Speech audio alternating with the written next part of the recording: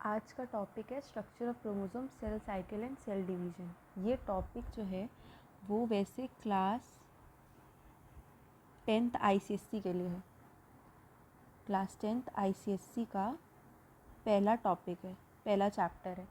हम लोग topics wise start करेंगे और हमारा आज का पहला टॉपिक है इस चैप्टर के अंदर कि क्रोमोसोम्स क्या होते हैं।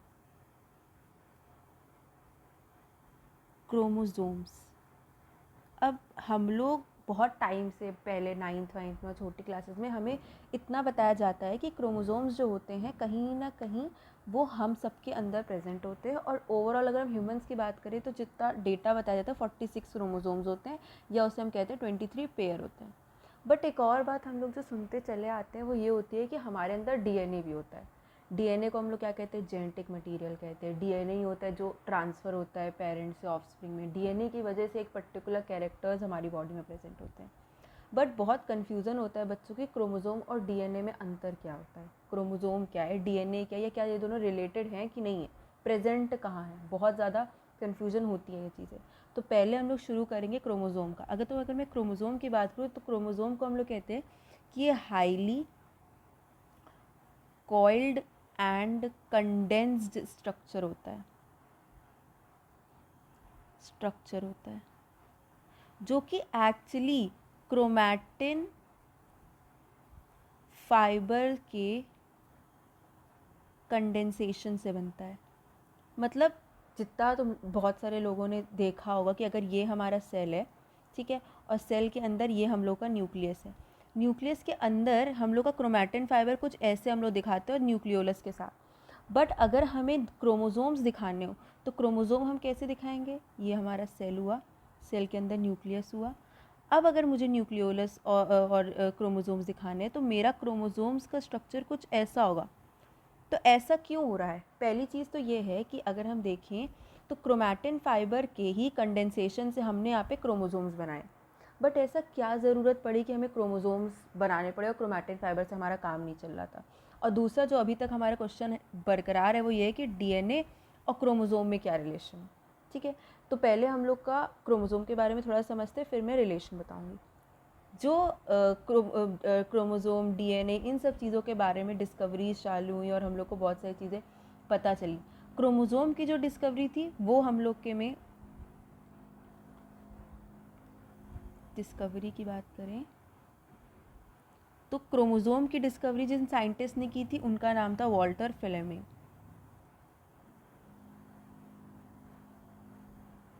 ईयर क्या था? ईयर था 1882। ईयर इतना ज़रूरी नहीं है, बट हाँ एक पता होना चाहिए जिससे हम लोग को सब चीज़ों क्राइटेरिया में रहे। बाकी इन्होंने देखा क्या था, इन्होंने क्या किया था, सैलमेंडर जो होता है, सैलमेंडर ऑर्गेनिज्म, उसमें इन्होंने सेल डिवीजन को नोटिस किया था। और जब उसमें उन्होंने सेल डिवीजन को बहुत रैपिडली करते हुए देखा तब इन्होंने सोचा कि हाँ ऐसा भी कुछ होता है जो चल रहा है। और उन्होंने थोड़ा बहुत माइटोसिस, मियोसिस, क्रोमोसोम का आइडिया दिया था हम लोग को। तो ऐसे कुछ हम लोग की डिस्कवरी हुई थी। दूसरी चीज़ अब हम लोग आते हैं, तो हमने क्रोमोसोम इन जनरल और उसकी डिस्कवरी के बारे में समझा था कि क्रोमोसोम क्या होता है। जैसा भी हमने पढ़ा कि क्रोमोसोम एक highly coiled and condensed structure होता है। और ये स्ट्रक्चर जो है वो जो किसके कंडेंसेशन से बन रहा है, ठीक है, वो बनता है क्रोमैटिन फाइबर से कंडेंसेशन से। Formed by condensation of chromatin fibres. बहुत सिंपल बात थी जो मैंने अभी बोली कि क्रोमैटिन फाइबर के कंडेंसेशन से क्रोमोसोम बनता है। तो क्रोमैटिन फाइबर अगर कुछ ऐसे दिख रहा है तो अगर मुझे क्रोमोसोम का देखा जाए तो ये कुछ ऐसा बना हुआ होगा, इसी के कंडेंसेशन से ये चीज़ें बन रही हैं। अब होता क्या है, क्रोमोसोम, क्रोमैटिन फाइबर, DNA, अब मैं इस रिलेशन पे पहुँचती हूँ। तो होता क्या है कि DNA के बारे में जो हमें पता है वो ये है कि DNA का फुल फॉर्म क्या होता है? Deoxyribonucleic acid. ठीक, deoxyribonucleic acid होता है, जिसे हम लोग हमेशा से क्या बोल रहे हैं कि ये एक टाइप का जेनेटिक मटेरियल है। जेनेटिक मटेरियल मतलब क्या होता है? एक ऐसा मटेरियल जो कि एक ऑर्गेनिज्म से दूसरे ऑर्गेनिजम्स में जीन्स ट्रांसफ़र करने का काम कर रहा है। जब जीन ट्रांसफ़र करने का और जेनेटिक लेवल का सारा काम डीएनए कर रहा है तो क्रोमोसोम की क्या ज़रूरत है, ये समझते हैं। दिक्कत क्या है कि डीएनए का जो साइज़ होता है वो माना जाता है 2 से 2.2 मीटर होता है। कितना साइज़ होता है? 2 से 2.2 मीटर होता है। जब डीएनए का साइज़ 2 से 2.2 मीटर है तो इमेजिन कर सकते हैं हम लोग कि वो कितना लंबा होता है। और ये मैं कॉइल्ड डीएनए की बात नहीं कर रही, मैं कह रही हूँ अगर मैं डीएनए को खोल के रख दूँ तो वो कुछ ऐसा दिखेगा। अब इतना लंबा डीएनए, इतने छोटे से न्यूक्लियस, जो मैं एक ऑर्डर बताऊँ तो जो सेल का साइज़ होता है 10⁻⁻10 मीटर होता है, और न्यूक्लियस जो होता है उसका साइज़ जो होता है वो 10⁻⁻15 मीटर होता है। तो ये है हमारा डेटा। अब इतने छोटे सेल और इतने छोटे न्यूक्लियस के अंदर हम इतना बड़ा डीएनए 2 से 2.2 मीटर का डीएनए घुसा नहीं सकते हैं खुला। तो हमारे लिए सबसे आसान तरीका क्या होगा कि हम उसकी कॉइलिंग कर दें। क्या कर दें? उसकी कॉइलिंग कर दे, जो कि हमारे लिए हमेशा से बांधना एक आसान ऑप्शन होता है। घर में अगर रस्सी खुली पड़ी हो रहेगी पूरे घर में तो पूरा घर में रस्सी रस्सी दिखेगी। अगर हमें रस्सी या ऊन को अपने पास रखना है तमीज़ से तो हम लोग क्या करते हैं? उसकी कॉइलिंग कर देते हैं। बस कॉइलिंग का मतलब किसी चीज़ से उसको बांधो, लपेटो और उसको पिन करके रख दो। कुछ ऐसा ही हम लोग यहाँ पे डीएनए के साथ भी करते हैं, और इसीलिए हमें क्रोमैटिन फाइबर, क्रोमोसोम, इन सब चीज़ों की ज़रूरत पड़ी। तो हम लोग करते क्या है कि हमारे पास अपना डीएनए का मॉलिक्यूल होता है, हम लोग डीएनए के मॉलिक्यूल के साथ एक प्रोटीन को बाइंड कर देते हैं। अब जब हम डीएनए के साथ एक प्रोटीन को बाइंड करते हैं, वो प्रोटीन कौन सा होता है? Histone protein. कैसा प्रोटीन होता है? Histone protein. डीएनए का मॉलिक्यूल हिस्टोन प्रोटीन के साथ बाइंड करता, बाइंड करने का मतलब कॉइलिंग करता जा रहा है, करता जा रहा है, करता जा रहा है। ये कॉइलिंग जब वो करेगा तो वो कर करके क्रोमैटिन फाइबर का फॉर्मेशन करेगा। मैं और कुछ पर्टिकुलर नेम्स बताऊंगी जो आगे के टॉपिक में बताती चली जाऊंगी।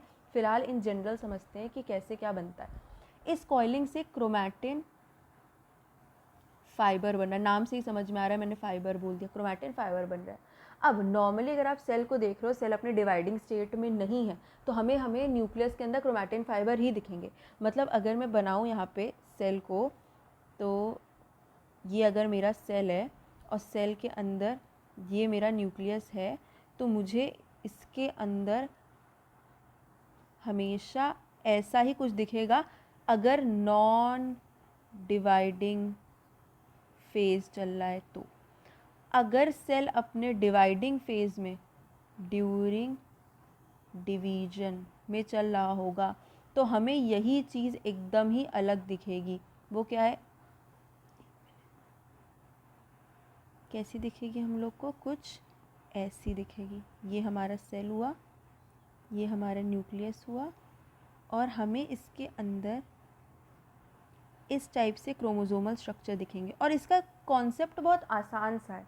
अगर हम समझे, खुद सोचा जाए कि एक रैंडम कॉइल्ड स्ट्रक्चर को डिवाइड करना आसान है या एक सिमेट्रिकल स्ट्रक्चर को डिवाइड करना आसान है, तो हमारा आंसर बहुत सिंपल होगा। एक सिमेट्रिकल स्ट्रक्चर को हम आराम से बीच से तोड़ सकते हैं।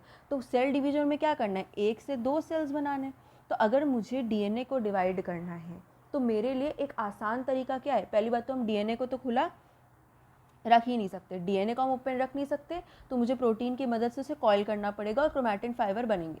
ठीक है, बट हमें पता है कि एक ऐसे उलझे हुए स्ट्रक्चर को बीच से डिवाइड करना, उसका सेंटर पॉइंट ढूंढना बहुत डिफिकल्ट चीज़ है। तो जब एग्जैक्टली डिवीजन, मतलब वो काटने वाला, 2 पार्ट में डिवाइड करने वाला फेज चल रहा होता है, उस टाइम हम लोग क्या करते हैं? उस टाइम हम लोग का जो सेल होता है वो उसको एक सिमेट्रिकल स्ट्रक्चर, वो सिमेट्रिकल स्ट्रक्चर इस केस में क्या है? क्रोमोसोम है, इसमें डिवाइड कर देता है। तो क्रोमोसोम जो एक सिमेट्रिकल स्ट्रक्चर है, तो इसके लिए हमारे बीच से तोड़ना आसान पड़ता है, और हम लोग हाफ जो है वो एक सेल में और हाफ जो है वो दूसरे साइड में ट्रांसफ़र कर देते हैं। तो ये हमारा क्या है? क्रोमैटिन फाइबर्स से क्रोमोसोम, डीएनए, ये सब का स्ट्रक्चर है। तो अगर हम लोग रिवीजन टाइप करें तो सिंपल सी चीज़ मैंने ये बोली कि डीएनए जो है उसको है, देखो क्रोमोसोम के अंदर भी डीएनए ही प्रेजेंट है। अगर हम देखें क्रोमोसोम के अंदर भी डीएनए, हमने ऐड क्या किया? हमने बस प्रोटीन ही तो ऐड किया है। प्रोटीन का कोई मेजर रोल सिर्फ इतना है कि वो उसे बाइंड कर रहा है, और वो भी कौन सा प्रोटीन होता है? हिस्टोन प्रोटीन होता है, बाइंडिंग का काम कर रहा है। ये बना रहा है कॉइलिंग करके क्रोमैटिन, बहुत सारी कॉइलिंग करनी पड़ती है तब ऐसा होता है। फाइबर बना रहा होता है, जो कि आप नॉर्मली सेल को माइक्रोस्कोपिक व्यू देखोगे तो आपको क्रोमैटिन फाइबर के फॉर्म में ही देखेगा, अगर उसमें सेल डिवीजन एग्जैक्टली नहीं चल रहा है तो। ठीक है, तो गया क्या इसमें, डीएनए ही तो गया क्रोमैटिन फाइबर में। तो एक्चुअली क्रोमैटिन फाइबर, जैसे हम लोग कहते हैं ना कि अगर हम एक जगह से दूसरी जगह जा रहे हैं और हम टैक्सी यूज़ कर रहे हैं, तो टैक्सी हमें सिर्फ छोड़ने का काम कर रही है, मेन काम तो हमारा है। अगर हम किसी काम से कहीं पे कुछ जा रहे हैं तो टैक्सी मेरा काम नहीं कर सकती है। कुछ वैसे ही है यहाँ पे, काम डीएनए का ही है, सारी इन्फॉर्मेशन ट्रांसफ़र करना, जीन्स के कैरेक्टर एक्सप्रेस करना, सब काम। बट वो एक प्रोटीन की हेल्प से एक फॉर्म में कन्वर्ट हो जाता है, जिससे वो ट्रांसफरेबल, मतलब एक रहने लायक बन पाए। और दूसरा, जब हमें ट्रांसफ़र करना हो तो हम उसे क्रोमोज़ोम में कन्वर्ट कर देते हैं, जिससे कि वो क्या बन सके, ट्रांसफरेबल बन सके। क्योंकि एक रैंडम उलझी हुई चीज़ का डिवीजन करना डिफ़िकल्ट होता है और एक सिमेट्रिकल स्ट्रक्चर का डिवीजन करना आसान होता है। बस ये हमारी सिंपल सी बात थी। आगे बढ़ते हम लोग कंपोजिशन पे, जो डीएनए की बात करता है। हमने ये तो समझ लिया कि क्रोमैटिन अगर हमें बनाना है, तो हमने ये समझा कि वो होता है डीएनए प्लस हिस्टोन प्रोटीन। इन सबसे पहले हमें भैया डीएनए तो समझ में आया कि डीएनए क्या होता है, कैसा दिखता है, किस तरीके से क्या क्या चीज़ें उसमें प्रेजेंट है। तो अगर मैं डीएनए के बारे में बात करूं और पहले से परसेंटेज की अगर मैं बात करूँ, क्रोमैटिन फाइबर में 40% डीएनए होता है और 60% प्रोटीन होता है, क्योंकि हमें उससे पूरी बाइंडिंग करनी है। तो प्रोटीन का जो डेटा कंपैरिजन होता है वो क्या होता है, ज़्यादा होता है। तो 40% डीएनए होता है, 60% क्या होता है, हिस्टोन होता है। आगे ये है कि डीएनए के अंदर में, अगर मैं स्ट्रक्चर वाइज बात करूँ और कैसे डिस्कवरी हुई, इसको किसने क्या डिस्कवरी की वो देखूँ, तो सबसे पहले इसके बारे में फर्स्ट स्टडीड बाय रोज़ालिंड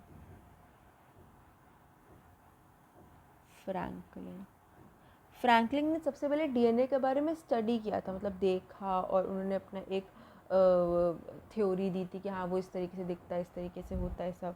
लेकिन पहला model, first model of DNA जो था वो हमें किसने दिया था, फर्स्ट मॉडल हमें वैटसन एंड क्रिक ने दिया था। तो स्टडी पहली बार किया था रोज़ालिंड फ्रैंकलिन ने, और मॉडल ऑफ डीएनए पहली बार दिया था किसने, वैटसन और क्रिक ने दिया हुआ था। आगे क्या हुआ, सिंगल डीएनए मॉलिक्यूल जो होता है हम लोग उसको मैक्रो मॉलिक्यूल कहते हैं। क्या बोलते हैं, मैक्रो मॉलिक्यूल, क्योंकि उसका साइज़ बड़ा होता है। तो हम लोग डीएनए को मैक्रो मॉलिक्यूल भी कहते हैं, सिर्फ उसके साइज़ के बेसिस पे, एक सिंगल डीएनए को जो पूरा होता है उसको।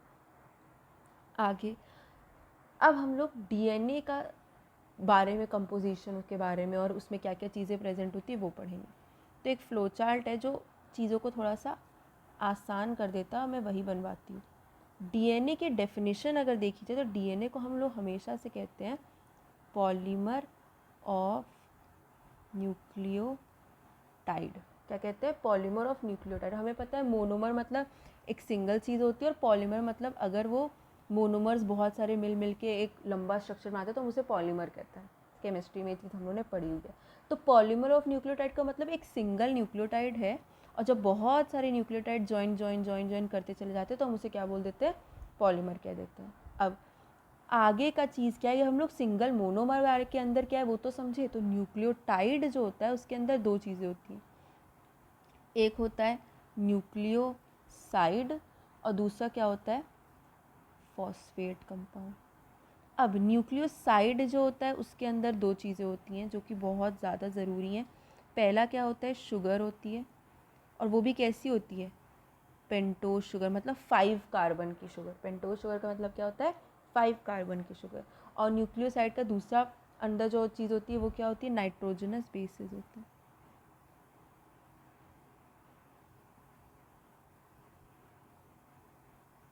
नाइट्रोजनस बेसिस होता है।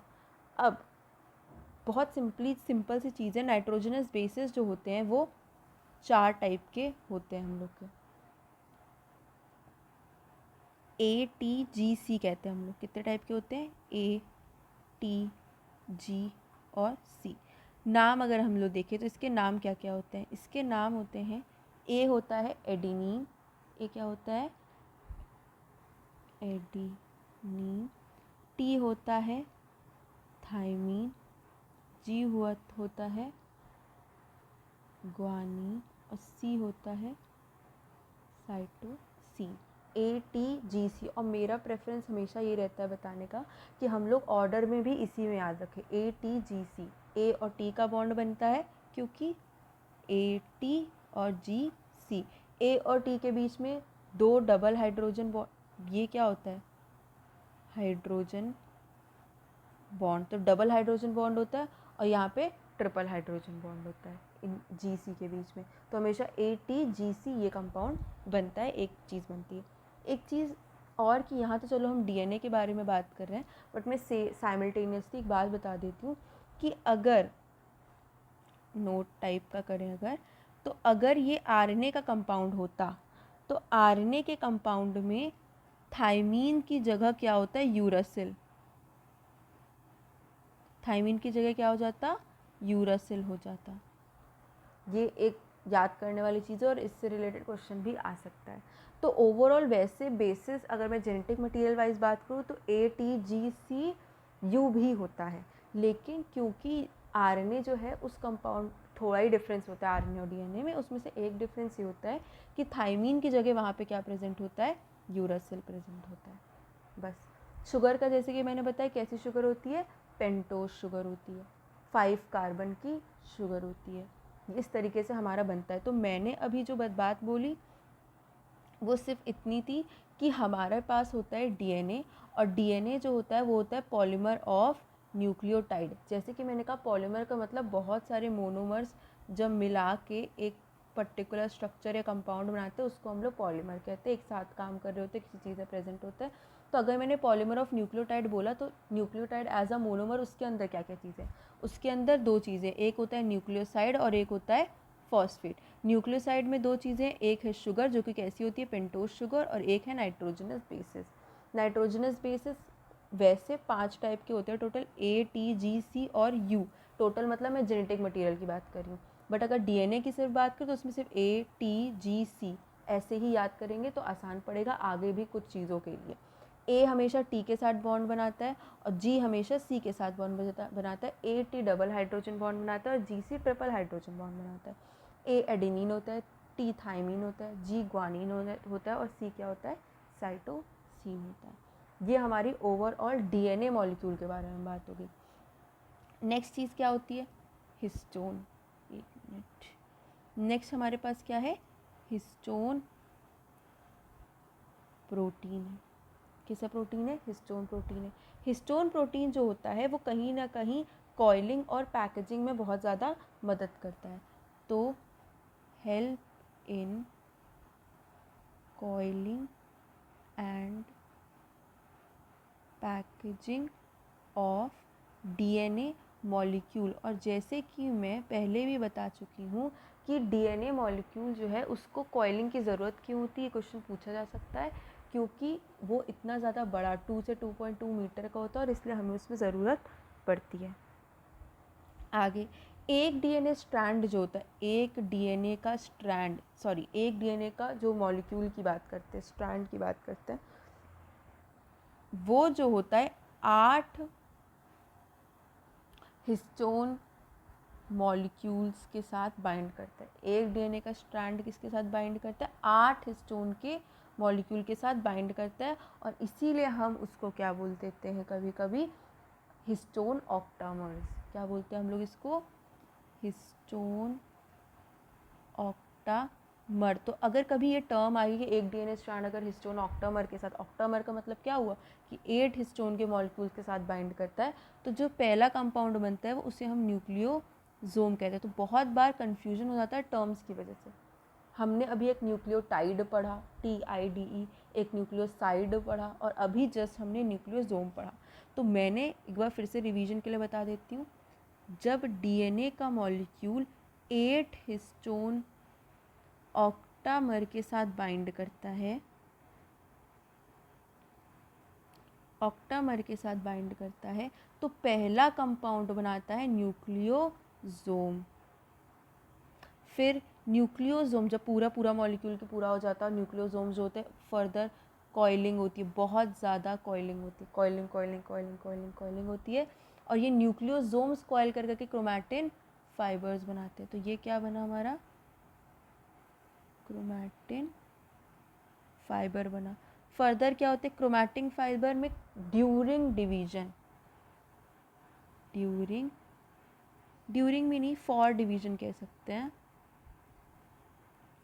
फॉर डिवीजन, जब सेल डिवीजन के लिए पहुंच रहा होता है तब जो क्रोमैटिन फाइबर होता है क्रोमोसोम एक सिमेट्रिकल स्ट्रक्चर में कन्वर्ट हो जाता है।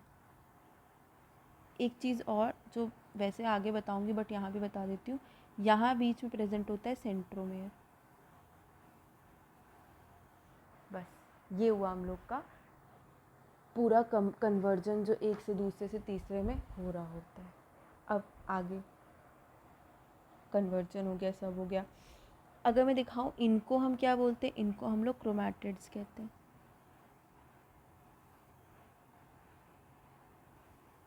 क्या कहते हैं, क्रोमैटिड, सिंगल क्रोमैटिड इधर, सिंगल क्रोमैटिड इधर कहते हैं। ठीक, ये हमारा क्रोमैटिड की बात होगी। एक टॉपिक और जो इससे रिलेटेड हमें पता होना चाहिए वो ये होता है, हम लोगों ने हमेशा से जीन्स के बारे में सुना है। जीन्स होती है, जीन्स की वजह से हम अपनी मम्मी की तरह, हम अपने पापा की तरह, हम अपने दादाजी दादी की तरह, किसी की तरह लग रहे हैं। कहते हैं ना जीन्स ट्रांसफ़र हो रहे हैं।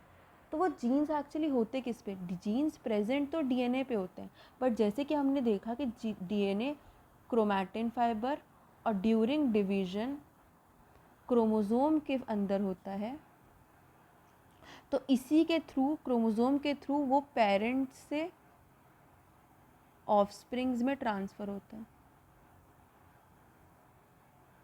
पेरेंट्स टू ऑफस्प्रिंग में क्या करता है, ट्रांसफ़र करता है जीन्स हमारे। तो जीन्स की अगर मैं डेफिनेशन वाइज समझने की बात करूँ तो होता क्या है जीन्स, जीन्स होता है specific sequence of nucleotide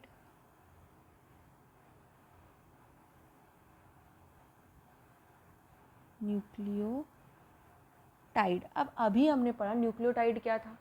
nucleotide मैंने बताया, न्यूक्लियोटाइड डीएनए जिस चीज़ों से बनता है, जिन मॉलिक्यूल से बनता है, उनको हम सिंगल हैंडेडली न्यूक्लियोटाइड कहते हैं। अब जो न्यूक्लियोटाइड है उनके सीक्वेंसेस, अब न्यूक्लियोटाइड किस पे, डीएनए पे, इसका मतलब जीन्स भी किस पे प्रेजेंट होगा, डीएनए पे प्रेजेंट होगा।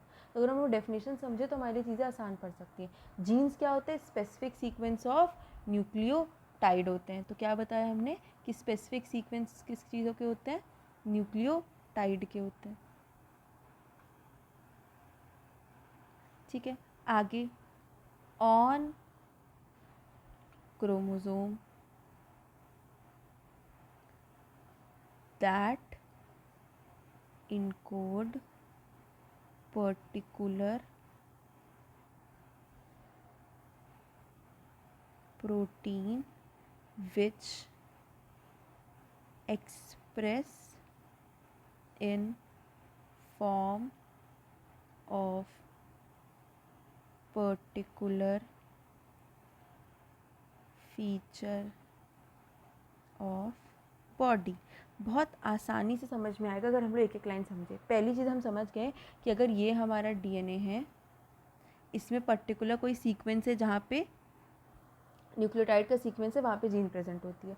यही डीएनए क्रोमोसोम के फॉर्म में प्रेजेंट होता है। तो हमारा कहना ये भी सही है कि ये भाई क्रोमोसोम के फॉर्म में ट्रांसफ़र हो रही, तो ट्रांसफरेबल फॉर्म क्रोमोसोम है, तो कहाँ पे प्रेजेंट होता है, क्रोमोसोम में प्रेजेंट होता है। स्पेसिफिक सीक्वेंस ऑफ न्यूक्लियोटाइड होता है ऑन अ क्रोमोसोम, तो कहीं यहाँ पे इस तरीके से जीन प्रेजेंट होगी। अब ये करता क्या है, जीन्स का जो फंक्शन है ये करता क्या है, इनकोड, इनकोड की जगह डिकोड भी लिख सकते हैं हम लोग, इनकोड पर्टिकुलर प्रोटीन। एक बात समझ लें हम लोग कि डीएनए एक मॉलिक्यूल है, बट उसका एक्सप्रेसिंग फॉर्म क्या है, प्रोटीन। और मैं बहुत आसानी से समझा सकती हूँ बात। अगर हम लोग कहें कि हमारा ब्रेन है, हम कोई पर्टिकुलर तरीके से दिख रहे हैं, हम पर्टिकुलर तरीके से हैं, बॉडी का स्ट्रक्चर, शेप, साइज़, टेक्सचर, ये सारी चीज़ें किसकी वजह से, ये सारी की सारी चीज़ें प्रोटीन की वजह से। और हम लोगों ने, जो लोग जिम करते हैं, सब करते हैं, उन्होंने ये बात सुनी होगी, समझी होगी कि वो लोग जब भी चालू होता है तो कहते हैं सबसे पहले प्रोटीन इंटेक बढ़ाओ, अपनी प्रोटीन को अच्छा करो, क्योंकि अगर प्रोटीन ज़्यादा मिलेगा तभी आप मस्कुलर चीज़ें ज़्यादा कर सकते हो। आपकी प्रोटीन कंटेंट सही रहेगा, आपके हेयर्स अच्छे रहेंगे, आपकी स्किन अच्छी रहेगी, आपकी मसल ग्रोथ होगी। ठीक, ओवरऑल हमारी बॉडी में भी जो सबसे ज़्यादा ज़रूरत होती है वो प्रोटीन की ही होती है, जो हमारी बॉडी को हर तरीके से स्ट्रॉन्ग भी बनता है। तो बॉडी का एक्सप्रेशन जो होता है वो किस फॉर्म में होता है, प्रोटीन के फॉर्म होता है। और 11th-12th में बात और अच्छे से समझ में आएगी कि डीएनए जो होता है वो अपना हर एक्सप्रेशन प्रोटीन के फॉर्म में होता है। जैसे कि मैं एक और बात बताती हूँ कि जैसे आपने कंप्यूटर पे कुछ भी लिखा, कंप्यूटर जो लैंग्वेज समझता है वो 010101 समझता है, अगर जानते होंगे सब लोग कंप्यूटर के बारे में। लेकिन क्या वो हमें भी 0101 से अपनी बात कहलाता है? नहीं, वो कन्वर्ट करता है हमारी लैंग्वेज में। कुछ वैसा ही होता है, हम लोग डीएनए नहीं समझ रहे, हमारी बॉडी तो लेकिन डीएनए समझ रही है ना, लेकिन हम लोग की बॉडी जो एक्सप्रेशन निकल रहा है बाहर, वो किस फॉर्म में निकल रहा है, प्रोटीन के फॉर्म में निकल रहा होता है।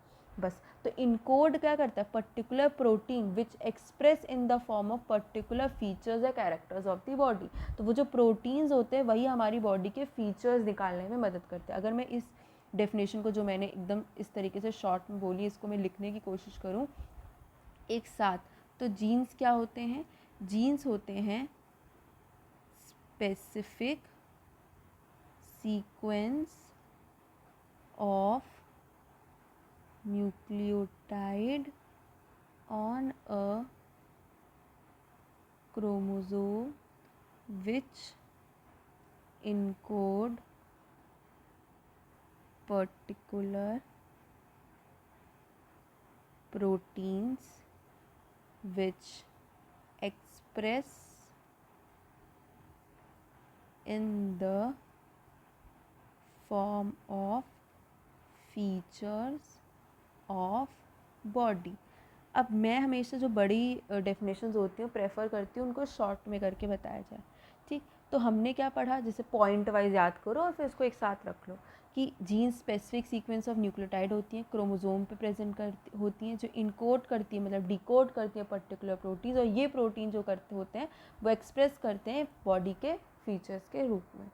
एक और बात जो हमें पता होनी चाहिए वो ये है कि जीन्स जो होते हैं उसको हम यूनिट ऑफ हेरिडिटी भी कहते हैं।